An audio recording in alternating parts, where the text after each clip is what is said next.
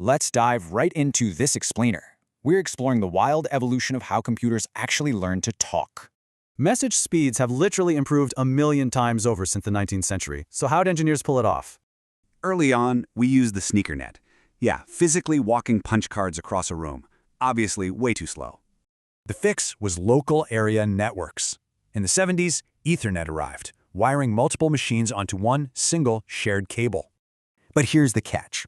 On a shared cable, how does your computer actually know which data is meant for it? MAC addresses. Your device just listens for its own unique ID, totally ignoring any data meant for someone else.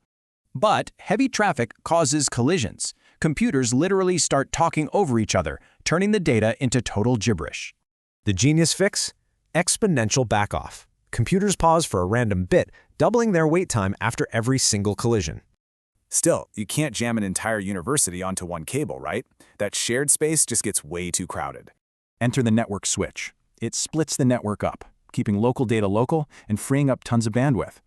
Okay, local networks are great, but what if we need to blast data all the way across the country?